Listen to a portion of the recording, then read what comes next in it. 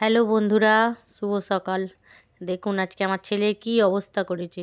আলমারি থেকে বিছানা থেকে জামা কাপড় ছড়িয়ে বাবু ওনার পাঞ্জাবি খুঁজছিল। দেখুন জামা কাপড়ের কি অবস্থা করেছে। এই যে এই পাঞ্জাবিটা খোঁজার জন্য এত কাণ্ড। দেখুন আমি সকালে মন্দিরে গেছিলাম, এসে দেখছি আমাকে তো বলার সময় পায়নি। খুঁজে দেখুন কি নোংরা করেছে, একদম ঘর দুয়ার সব জামা কাপড় ছড়াছড়ি করে। এই যে বাবু পাঞ্জাবি পরে হিরো সেজে নিয়েছে, এবার যাবে পুষ্পাঞ্জলি দিতে। আজকে সরস্বতী পূজা।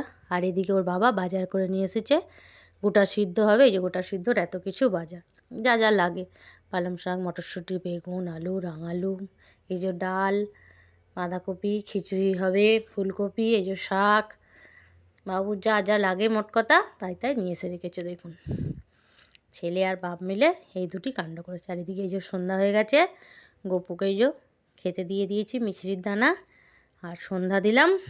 আবার ওদিকে রান্না বান্না আছে, সন্ধ্যা টন্ধ্যা দিয়ে এবার যাব ওদিকে গোটা সিদ্ধ বানাতে আবার।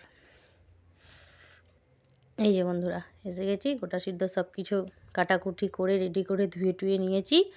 এবার রাত্রিরে গোটা সিদ্ধ বানাবো, একটু পরে এক্ষুনি বানাবো। এই যে হাঁড়ি বসিয়েই দিয়েছি, এবার শুরু করব। এই যে বন্ধুরা অর্ধেক সিদ্ধ হয়েই গেছে, দেখতেই পাচ্ছেন আপনারা, অর্ধেক সিদ্ধ হয়ে গেছে। আর একটু জল দিলাম, আবার একটু তুলে যে প্রেসার কুকারে বসিয়েছি। হাঁড়িতে সবটা ধরেনি, আবার প্রেসার কুকারে খানিকটা দিয়েছি। ঠিক আছে বন্ধুরা, আপনারা যদি গোটা সিদ্ধ খেতে ইচ্ছা করে তাহলে সবাই মিলে আমার বাড়ি চলে আসুন।